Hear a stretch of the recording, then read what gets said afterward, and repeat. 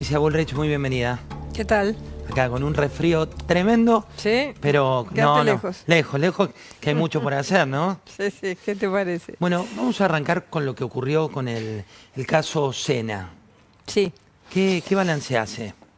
Bueno, me parece que es el balance de un caso que iba a quedar en la impunidad bajo el gobierno de Capitanich. Capitanich había dicho en muchísimas oportunidades que no era todo mentira, que Merenciano Sena era un gran dirigente, y bueno, el cambio de gobierno, la libertad de la justicia del Chaco, porque esto fue la justicia chaqueña, la libertad de la justicia del Chaco que le dio el nuevo gobernador Leandro Esdero, que no hizo más que decirles trabajen a conciencia. Esto lo que hizo fue hacer avanzar un caso que bajo presión política y bajo una marca directa del ex gobernador Capitanich no hubiera pasado. Así que la importancia de provincias que pasan de ser provincias que intentan manejar los tres poderes a provincias que tienen un sistema republicano, que dentro de la provincia el sistema republicano funciona y la justicia trabaja con libertad sin saber que tiene un apriete del gobernador. Creo que es muy importante el paso que se dio. Este fue un modus operandi de todas estas organizaciones que se convirtieron, en este caso, en organizaciones criminales, como el caso de Milagro Salas, que también hay denuncias de tiros de personas torturadas. Entonces, todo un sistema donde la gente terminaba siendo un objeto, ¿no? Dejaba de ser un sujeto de derechos para ser un objeto totalmente extorsionado y apretado por estos señores que además eran ultramillonarios, ¿no? A Sena se le encontraron un montón de campos, ganado, de todo, ¿no? Sí, imposible de justificar. Quiero compartir con ustedes la sentencia, el corte, donde vemos la sentencia de esto, que es un caso del que parece haber una doble vara al respecto, ¿no? Un femicidio horrible, pero mirá la sentencia. Hecho número 1, César Mario Alejandro Sena. Nosotros, el jurado, encontramos al acusado César Mario Alejandro Sena, conforme el requerimiento de la acusación, culpable como autor del delito de homicidio agravado por A, el vínculo, B, violencia de género. Así lo declaramos de manera unánime el día 15 del mes de noviembre del año 2025 en la ciudad de Resistencia, provincia del Chaco.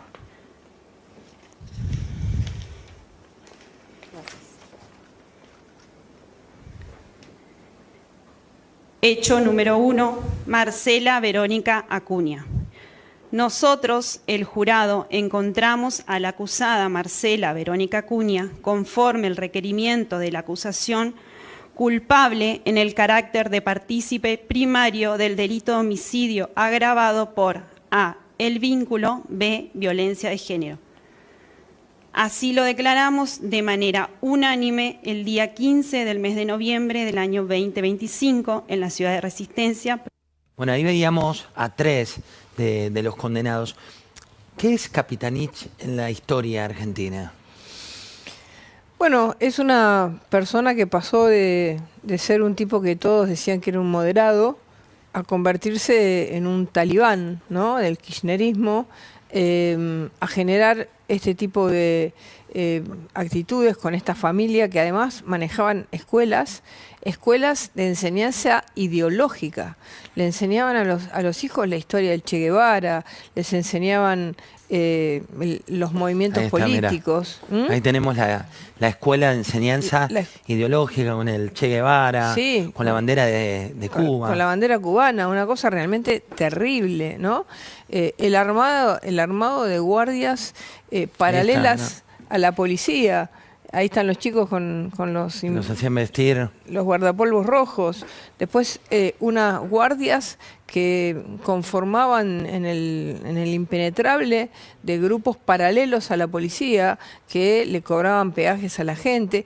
Bueno, todo tipo de aberraciones que Capitanich hizo en el marco de su gobierno. Y acordate cuando fue vocero presidencial, ¿no? No rompía la tapa de Clarín, me acuerdo. Rompía la tapa de los diarios, generaba toda una situación de violencia permanente contra todos.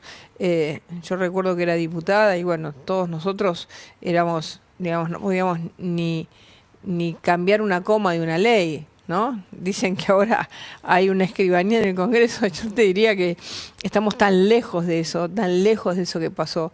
Así que es muy importante que provincias tan feudalizadas que se fueron convirtiendo, porque Chaco había sido una provincia que había tenido bastante alternancia entre el movimiento chaqueño, entre la Unión Cívica Radical, el justicialismo, para intentar convertirse de nuevo en una provincia feudal. Esto se rompe en la elección del 2023 con Esdero como candidato a diputado, por eso hay que apoyar tanto este cambio, ¿no? Pero es el típico modelo de conversión de un tipo que todos decían que era razonable. Yo cuando hablaba nunca le entendía nada, porque era bastante trabalengua. Abría ventanas. Sí, era rarísimo su discurso, pero todos decían, no, es muy inteligente, es una persona muy capacitada. A mí nunca me pareció eso, siempre me pareció un tipo que no se le entendía lo que decía.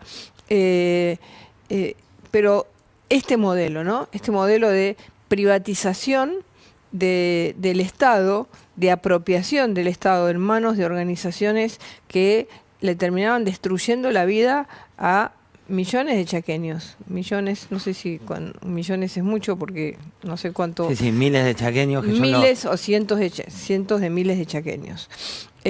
Así que la verdad es que es un fin de época. Esperemos que esto se sostenga en el tiempo.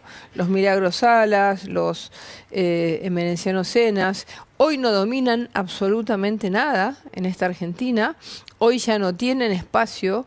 Hoy la gente tiene ayuda social, más aún que en el kirchnerismo, y lo tiene de manera directa.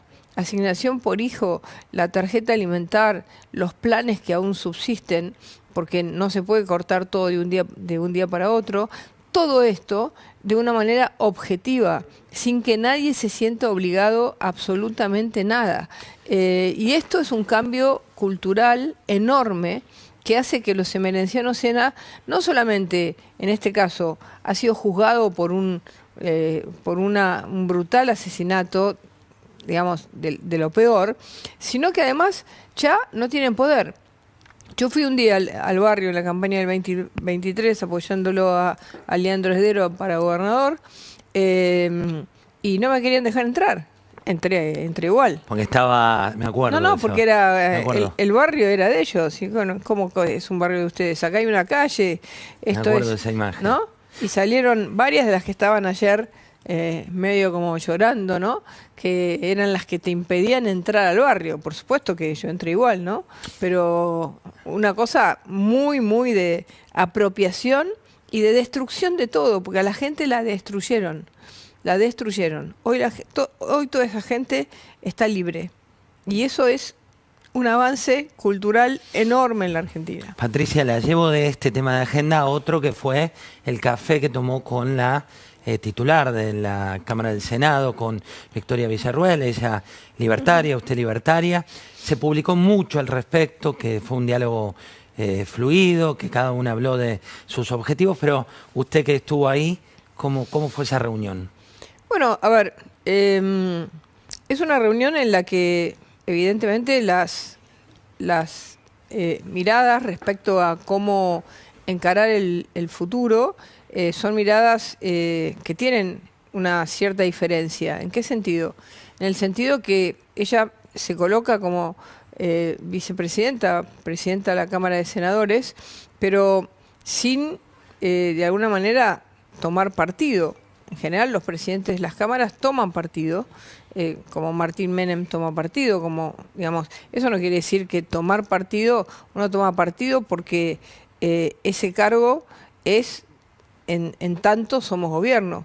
Entonces me parece que el objetivo que yo voy a buscar, conjuntamente con todo nuestro bloque, es que la vicepresidenta, sin violar el reglamento, porque no hace falta violarlo, porque nosotros tenemos que construir una mayoría, digamos, ayude a empujar los proyectos que el gobierno precisa para que la Argentina crezca cada vez más aproveche la oportunidad que tenemos, aproveche este voto popular que hemos tenido, que nos pone en una situación única, que nos ha permitido ya avanzar, digamos, tranquilizar la economía, generar una situación de acuerdos internacionales inéditos para el país, lograr ser un país que tiene, digamos, índices de seguridad mejor que otros países. Si ustedes miraron algo de la campaña chilena, se van a dar cuenta que el 90% del discurso de la campaña chilena fue por la seguridad. Porque Chile hoy no está bien, está invadido por bandas y no logran ir contra esas bandas. Y realmente fue el tema más importante de la campaña. Y para nosotros es el orden, la seguridad, la economía, las leyes que necesitamos, la modernización laboral que necesita el país, no nosotros, el país necesita. Bueno, nosotros lo que queremos es que la vicepresidenta nos ayude a lograr que esas leyes salgan.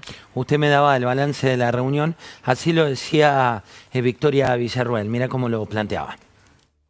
Y bueno, y yo también le quise comentar cómo es el manejo de la Cámara, porque yo no tengo facultades como para obstaculizar o para, de alguna manera, interrumpir el ejercicio parlamentario en la Cámara. Entonces le quise hacer la aclaración a ella, más que nada, para que ella tenga presente eso, que yo tengo facultades que están muy definidas por la Constitución y por el reglamento de la Cámara, y que apuntan a que se garantice siempre la independencia de poderes y el respeto a las facultades que tiene el Poder Legislativo. Así que de mi parte siempre hubo colaboración, siempre la va a haber.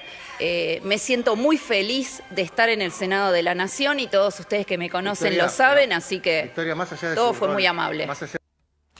¿Qué le genera ir al Senado? ¿Qué le genera los desafíos que hay por delante?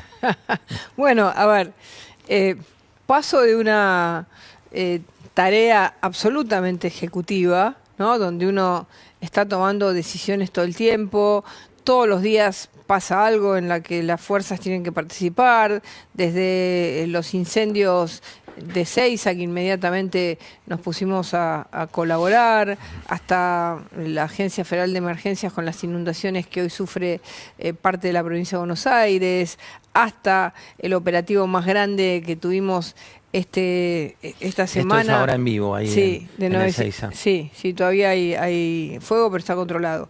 Y sobre todo lo más importante es que no se armó una nube tóxica, que era el mayor miedo que había, pero mañana van a empezar los peritajes y seguramente va a estar la Policía Federal en los peritajes ayudando a ver cuál fue o cómo comenzó. Bueno, pero todo eso que es ejecución permanente más objetivos para pensar, porque estamos cambiando la Policía Federal hacia una fuerza de investigaciones, estamos trabajando un cambio de paradigma muy fuerte en las fronteras, bueno, todo eso a una tarea de conversación, de tener que garantizar que haya 37 y un poco más, un poquito más holgado de votos para los proyectos que lleva adelante el Ejecutivo. Así que, digamos, es una tarea muy diferente que la conozco, pero me tengo que acostumbrar, ¿no? Antes del cambio de sombrero, la llevo a la imagen de lo que veíamos ahí en Ezeiza. ¿Se está investigando presuntas causas? No, mañana arrancan los peritajes, es decir, en el medio del incendio, donde todavía hay pequeños focos, ustedes lo ven, no se puede hacer un peritaje, hay que esperar. Así que mañana van a empezar esos peritajes. Está, por supuesto, en primer lugar, esto es una causa de la provincia de Buenos Aires y está la provincia de Buenos Aires, pero la federal colabora porque tiene un cuerpo muy especializado, así que ya nos han dicho que la van a convocar el día de mañana. Y desde el primer segundo empezamos a colaborar. llegaron primero Gendarmería a cortar el tránsito de la autopista porque podía haber problemas, estaban los bomberos locales, los bomberos de la policía de la provincia de Buenos Aires, llegaron los bomberos de la Federal. Bueno, un trabajo en conjunto y ya veremos, digamos, cuál fue la razón. Y un incendio muy grande que habrá que ver, tenían o no tenían todos los elementos de seguridad, fue hecho adrede o fue un incendio ocasional. Son las cosas que en un peritaje se logran saber, ¿no? Patricia, viene de este mundo del Ministerio de Seguridad, donde la botonera, como usted dice, es constante, minuto a minuto y demás. La llevo al día de la elección, que parece historia en la Argentina, pero ¿esperaban el resultado que tuvieron? ¿Esperaron? Digo, porque no había encuestas, no había papers de bancos internacionales. No, las encuestas nos daban mal. La mayoría daban mal o muy mal. Sí, pero yo te digo lo que nos pasó. Yo empecé a sentir, yo estuve en Rosario, estuve en Córdoba y hice toda la campaña en la ciudad de Buenos Aires.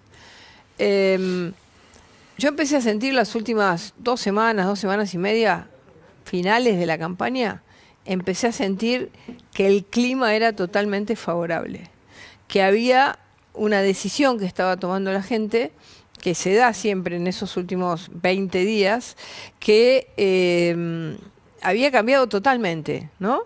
De lo que había sido por ahí la elección de la provincia, donde en todos lados trataban de tirarnos piedras, ¿viste? No dejarnos hacer los actos, intentaron lo mismo, pero ya no lo lograban, ¿no? Sobre todo... No había efecto en... No había efecto. Entonces, yo caminé la calle de la Ciudad de Buenos Aires y la caminé así, con 5 personas, no más, para no tener un séquito que te rodee, ¿no? Y poder escuchar. Y fue impresionante las últimas 2 semanas y media cómo cambió el clima. Así que yo tenía las encuestas que te decían que en Capital sacábamos un 40, 42, ¿no? Los últimos días algunos se acercaron un poquito más, pero arriba del 50 como sacamos, 50, casi 51, no había nadie que lo dijera. Que ganábamos la provincia de Buenos Aires, nadie lo dijo. Que en Córdoba nos daban, yo estuve una semana antes, exactamente, nos daban 14 puntos abajo. En Neuquén nos daban perdiendo, en Santa Fe nos daban perdiendo, terceros cómodos, ¿no? Entonces, realmente fue un despertar nacional en todo el país, donde inclusive en los lugares donde no ganamos, fue así, parejísimo. Cabeza a cabeza. Cabeza a cabeza. ¿Y qué cambió después en el clima del gobierno, a puertas adentro? Primero imagínate que la semana anterior a las elecciones nosotros estábamos en una situación muy difícil.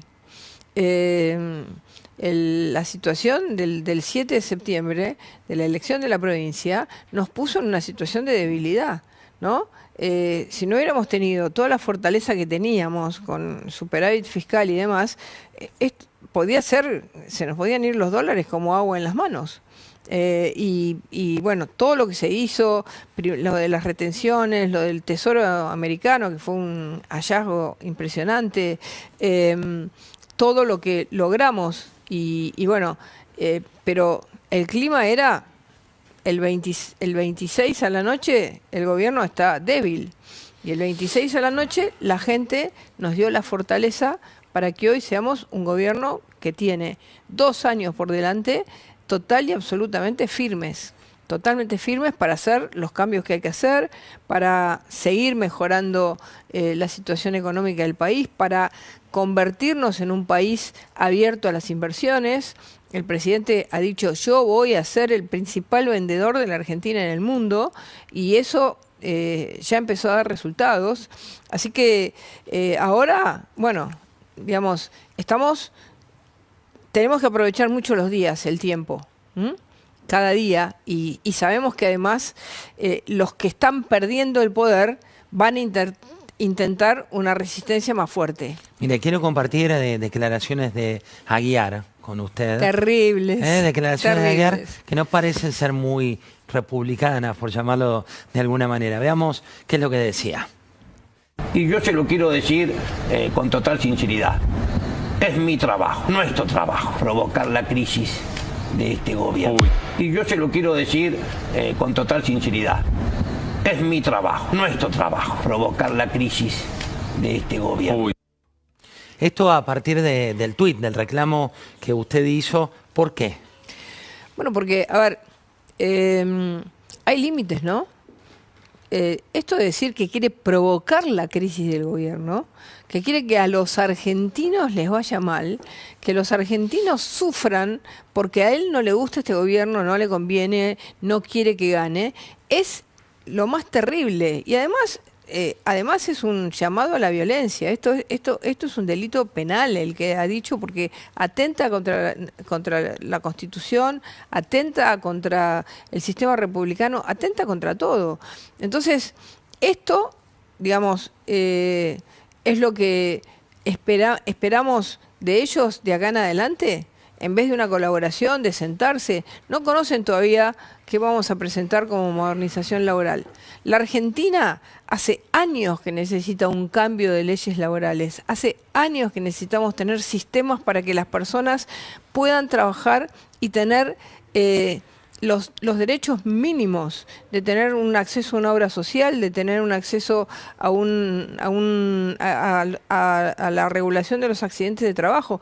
Hay 42% de las personas que trabajan totalmente por fuera del sistema, que no tienen nada.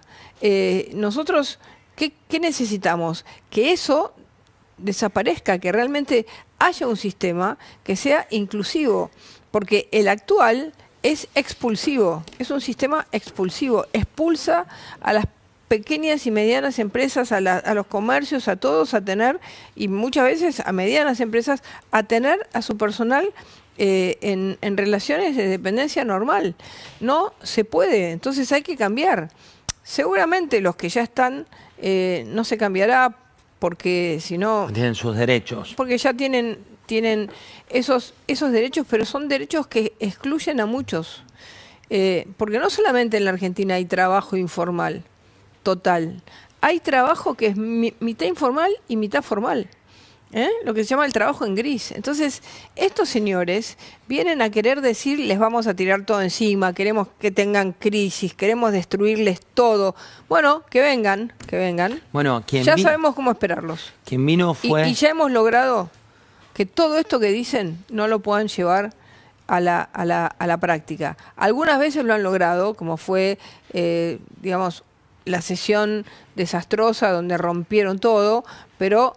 en general, donde llevaron las hinchadas de fútbol, pero en general, durante todos estos 2 años hemos logrado controlar esto y que el caos no sea una parte de la vida argentina. Usted sabe que quien vino fue Mariano Recalde. Mariano y Héctor Recalde, 2 jóvenes viejos conocidos, podemos llamarlo así, del PRO, de hoy los libertarios y demás, por estar en las antípodas de lo que piensan. Esto decía Mariano Recalde.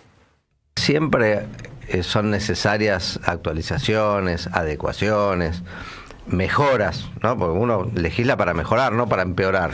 ¿Qué queremos? ¿Mejorar el país o empeorar el país? Bueno, para mejorar hay un montón de cosas. Ninguna de las que propone el gobierno son para mejorar.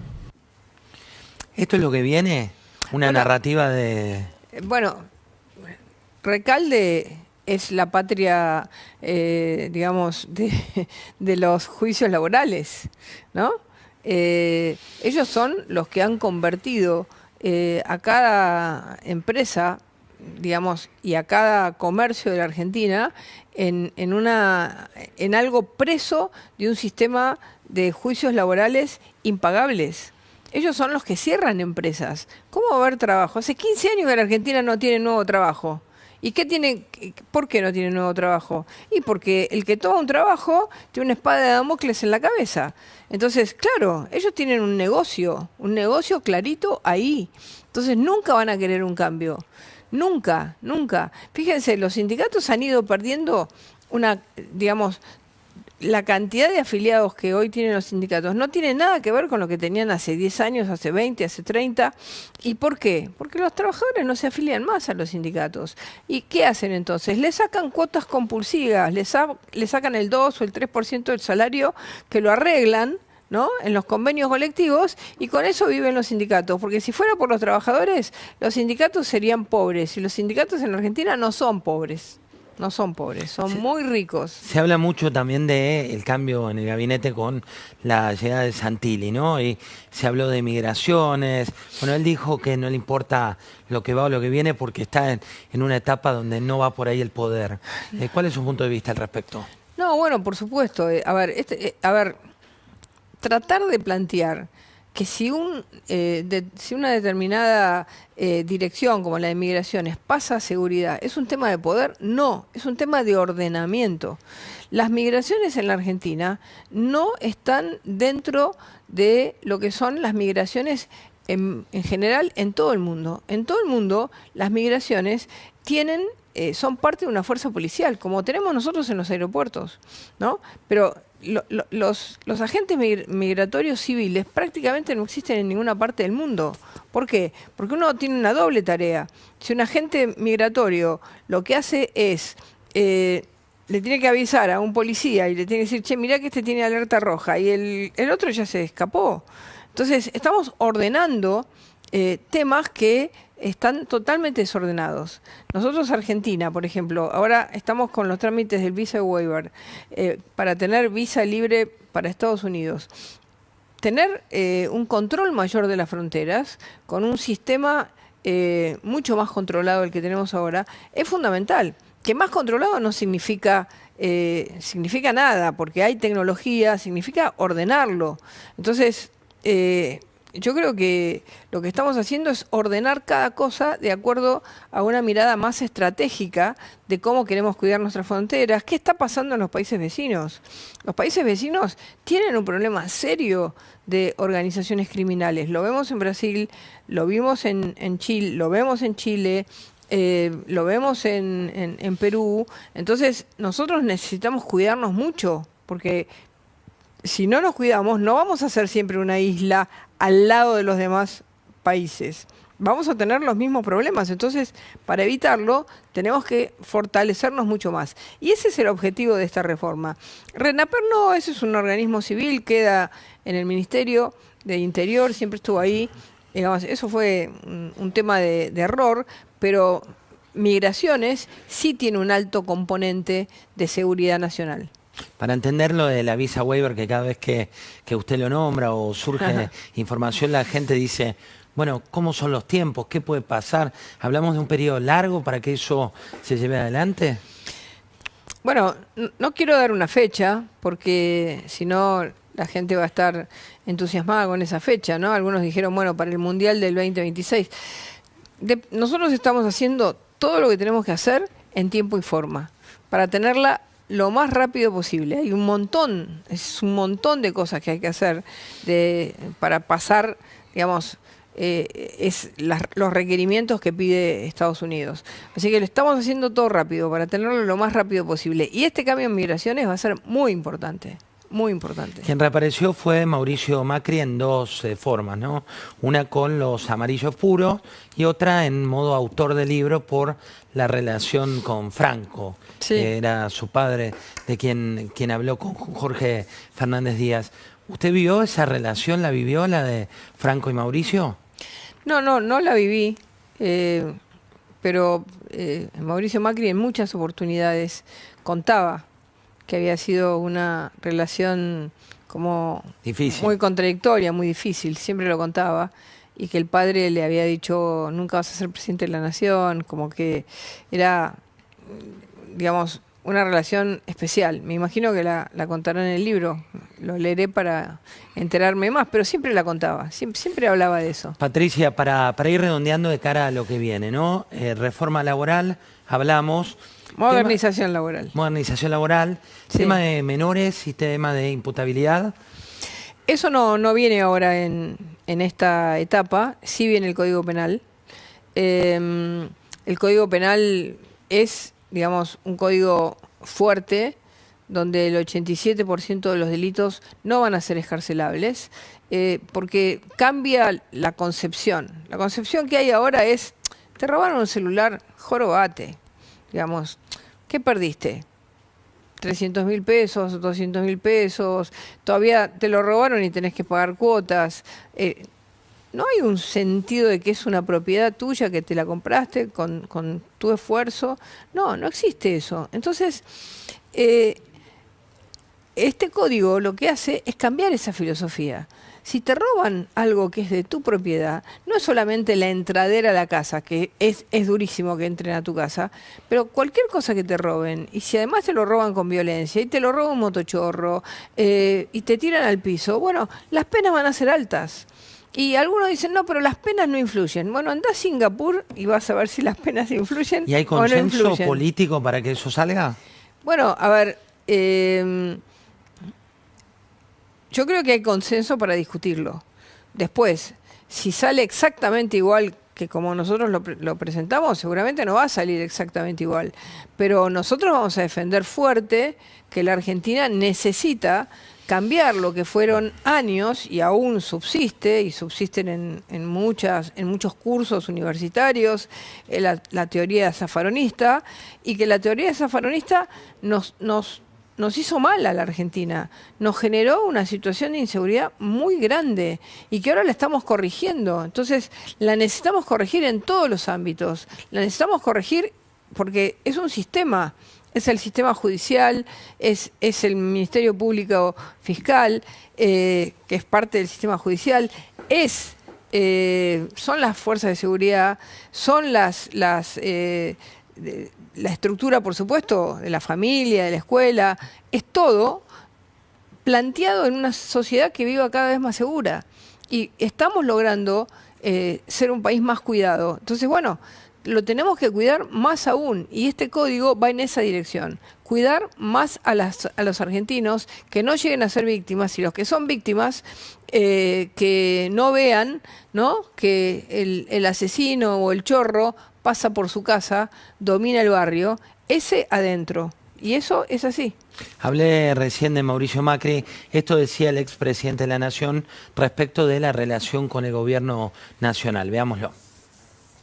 Y el PRO, apoyado como nunca en la historia de la política argentina, un partido que no era gobierno, apoyó a este gobierno para lograr no solo ganar una elección, sino tratar de gobernar en una situación de minoría. Y lo va a seguir haciendo en base a las ideas. Pero en el PRO nosotros creemos, sobre todo en esta era de una política tan fragmentada, tan violenta, que ejercer liderazgos sin equipo, sin compartir los esquemas de decisión se hace muy difícil. Acá la presión por el cortoplacismo es infinita. Yo con el presidente, que tengo una muy linda relación humana, he tenido muchas coincidencias, pero a veces en algunas cosas, como este tema de la obsesión por generar optimización de equipo para que las ideas se implementen en tiempo y forma, porque como todo, hay dinámica.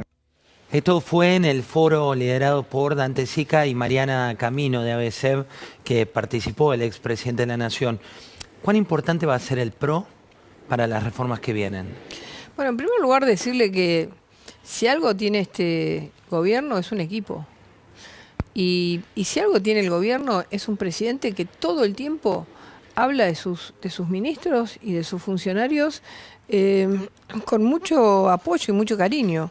Y hemos armado, la verdad, un equipo compacto. Entonces, digamos... ¿Es más compacto que en la época de Macri? Son distintas formas de conducir, pero el presidente Milei es muy alentador con su gente. Alienta todo el tiempo. Entonces, eso para decirlo. Respecto a lo que va a ser el PRO, bueno, si el PRO quiere ir política por política, que lo haga.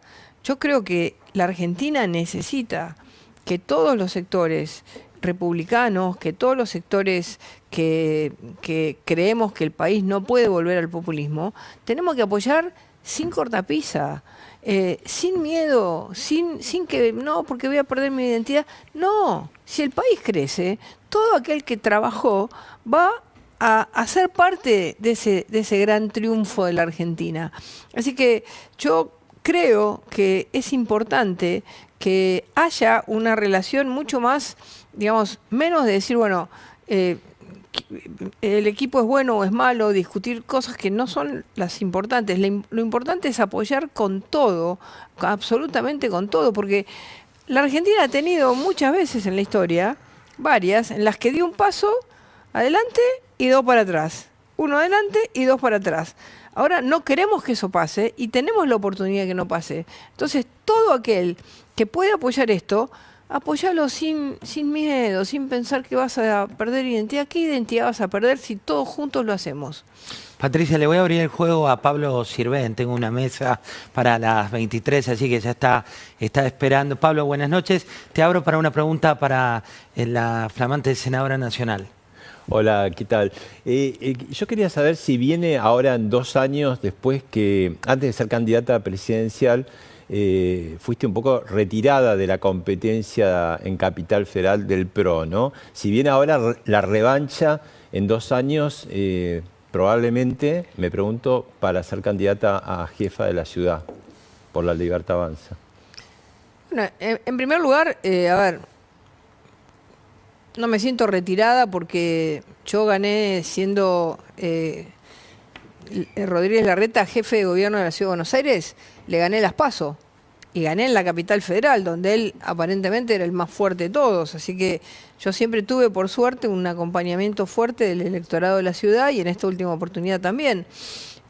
Respecto al futuro, yo te voy a plantear algo más conceptual, que es si voy a ser yo candidata o no, porque imagínate que todavía no asumí como senadora y no voy a estar pensando en un tercer paso. Pero quiero plantearte algo que es importante para nosotros. Desde la perspectiva del cambio en el país, tener gobiernos subnacionales que sigan fuerte lo que está haciendo el gobierno nacional, que le entreguen más poder a la gente, que bajen impuestos, que haya más empleo privado que empleo público, que las provincias no sean provincias digamos, dependientes del Estado Nacional, que puedan crecer, que puedan abrirse, que puedan tener, digamos, ese modelo que estamos haciendo a nivel nacional, tiene que llegar a las provincias y a las municipalidades, porque si no, vos tenés, por ejemplo, una provincia que ahora le puso 35.000 pesos como Formosa a cada camión que entra a Formosa. ¿Y quién va a ir a Formosa? Van a decir, voy por cualquier otra ruta, menos por Formosa. Claro, entonces, digamos, ayudar a la competitividad argentina. La Argentina es un país que tiene muchos problemas de competitividad. Ayudar a la competitividad argentina es fundamental. Entonces, eso se hace teniendo personas que en los gobiernos subnacionales, es decir, en la Ciudad Autónoma de Buenos Aires, y en las provincias tengan la decisión de ir a fondo en estas políticas. Entonces, si eso soy yo, es otro, es el mismo que está ahora, no es la discusión. Lo importante es el camino, no quién lo va a llevar adelante. Última, Patricia. Se vienen también los cambios en seguridad respecto de su nuevo paso. ¿Ya está definido quién va a estar al frente? Y lo va a decir el presidente el día que hagamos el recambio, ¿no? No hay ningún dato que se pueda dar por ahora. Y yo creo que es de mal gusto que no sea el presidente el que anuncie quiénes son sus ministros. Él los elige. ¿Se acuerdan ¿no? en el kirchnerismo cuando decían si sonaste, que no los nombraban? Bueno, pero eso porque son malos. La gente buena, la gente buena no hace eso. Patricia, muchas gracias por haber venido. Un placer recibirla.